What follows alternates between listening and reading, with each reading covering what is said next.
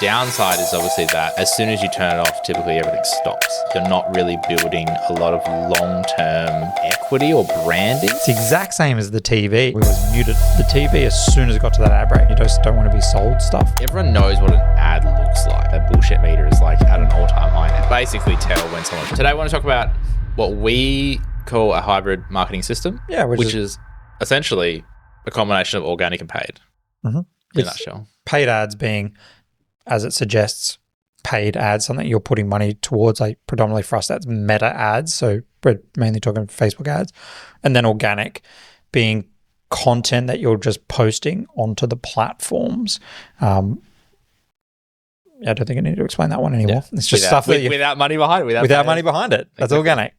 So let's quickly start with, I guess, the problem with both before we get into both the combination of the two, right? So typically, I'll go paid ads if you want. So typically the problem with paid ads is that the good thing is that it's really fast. Like you get results really fast. You're paying money to Facebook to put you in front of people. Exactly. The downside is obviously that as soon as you turn it off, typically everything stops, right? True. You're not really building a lot of long-term equity or branding. It's typically a lot of like taking the equity and cashing it in for customers. Right? Obviously, the more you advertise, the more expensive it gets as well. The longer you advertise, the more expensive it gets. And you need a lot of different creative because the more you scale, the more you burn through creative faster. So it's a never-ending battle of always keeping up to date and keeping fresh. Yeah, which is like with the big brands, people would know that people do campaigns where you get an ambassador on board or a celebrity or something and you do a campaign which has a short life cycle, and then you come and do it again next season or whatever that might be. As well as traditionally in paid ads, you'd see, like if you go on to ads library, lots of people will just do static picture creatives being like, here's our service, here's what we do, call now, which is pretty boring. And I think now that people are spending more time on their phones, it's the exact same as the TV. Like when TV was in its infancy, people would watch the ads because it was new. Whereas I know for me growing up, in our household, we always muted the TV as soon as it got to that ad break, mute it because it gets stale and you just don't want to be sold stuff while you're trying to watch Home and Away. I'm pretty sure there was actually TVs that came out that would like auto mute. Really? Came on, yeah. Oh man, I might be just. It was my job to press the button, and if I was too slow, I'd be like, I'd get the hey, wait, what are you doing? What are you doing? Okay, so that's paid ads. Yep. The other side of this is obviously organic. So benefits of organic is that it is free, so you don't have to spend money to market the actual content. You obviously still have to make the content. Yep. Downside is that typically slow. Yeah, you're relying on the algorithm. Can be slow, yeah. Typically, you're relying on the algorithm to obviously find the people for you, which can take some time as well. I think generally speaking, it takes a while to figure out what your audience actually wants to see, as well as what kind of content you like to make. So yeah, it's definitely got a longer time frame attached to it for sure. Good thing with organic is obviously brand. Yeah, 100%. So it doesn't matter whether even if you stop posting organically, you still have the brand equity and the content, typically depending on what platform you're posting on, will continue to live on and build brand for your business, right? YouTube being a perfect example of this. So that is kind of like the opposite between the paid ads and also, one thing I do want to say about the organic is it generally allows people to get a deeper look at your business as opposed to like, say, one paid ad or paid ads. Organic usually gives people more time to be like, here's our service, this is the way that we do things, educate people about certain stuff, show behind the scenes, like introduce the team, all that kind of stuff that goes far deeper than what an ad would. Definitely. So now what we want to chat about today and why I wanted this episode is the combination of the two and why it's such a powerful combination, because typically either or either has the cons is kind of the pros and the cons, right? So if we can combine it, then we kind of get the best of both worlds, which is a really good combination. Which is kind of changing people's, not misconceptions, but their perception, I think, of especially paid ads, I think is the big one here that we're going to probably poke a stick at, is that if you speak to any business owner, that straight away when they talk about paid ads, they're like, oh yeah, cool, I've like tried to run a few paid ads, I run paid ads. Paid ads are just exactly as we said, it's an ad and that's what they believe it to be, and that's what they believe it to only be.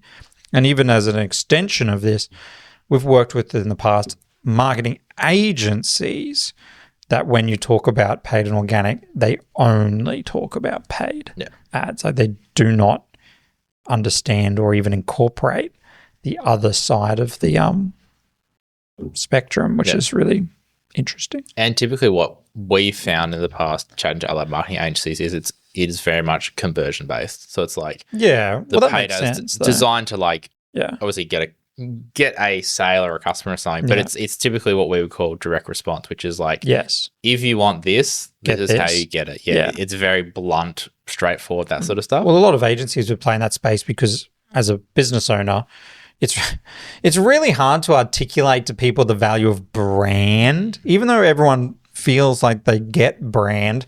When they're starting to put money down, and I can understand this as a business owner myself, as soon as you start putting money into a thing, it's really nice to be able to go money here equals money there, whereas brand gets a little bit gray and harder to track, whereas direct response, like say with Meta, for example, you can literally just see conversions, dollar figure, easy. But it's a part of the story, not the whole story. Yeah, exactly. But what we've been testing a lot recently for our clients and ourselves is the combination of the two, and actually taking a lot of the organic stuff, which we would typically deem as more of a brand building or an awareness type of content, and actually running that as paid ads, the direct paid ads to try sell stuff.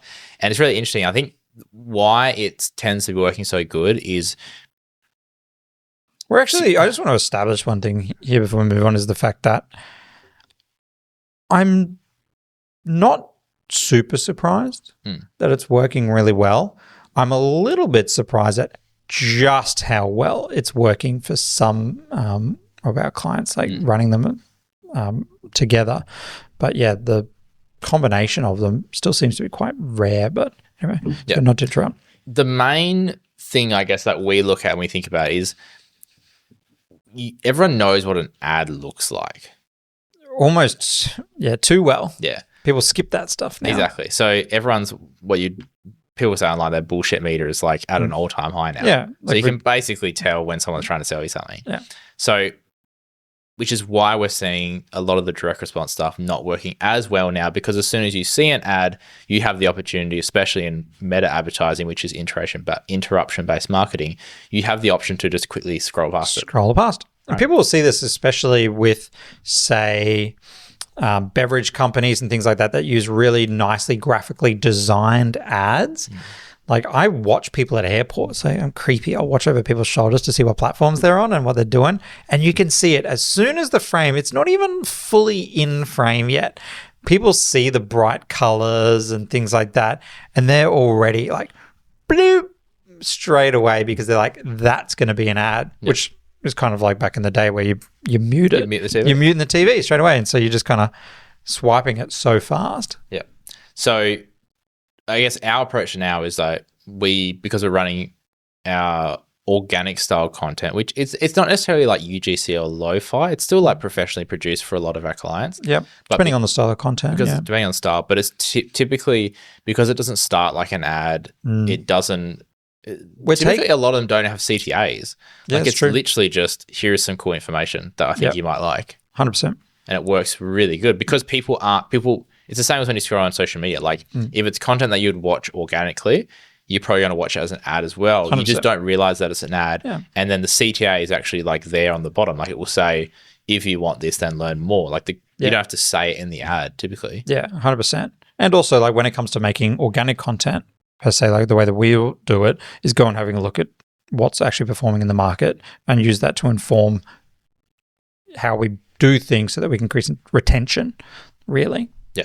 And I think it's the same reason why there's been a massive influx in like UGC content. Yeah. Because it's not the kind of content that people... You get another couple of seconds before people are like away because it looks like something filmed on a phone.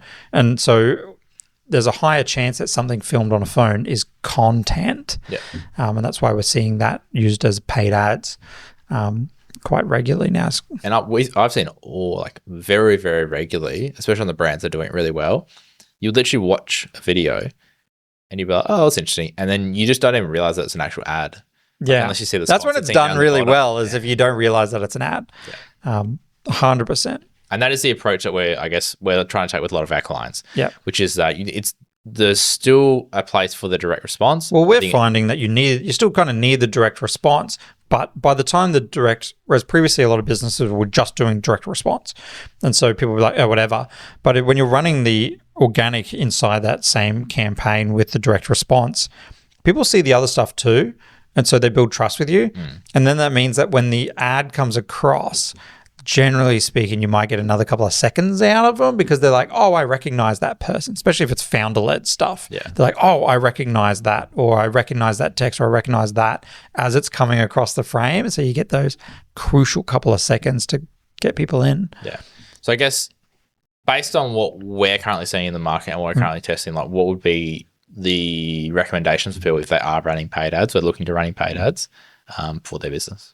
If you're currently running paid ads or your agency is running paid ads or you're looking at running paid ads, what we've seen from the data over the last few months with our clients is that putting and I'm going to talk real technical terms here, putting your organic content that directly relates to the service that you're promoting in your paid ads into the same paid ads conversion campaign is driving better results across the board.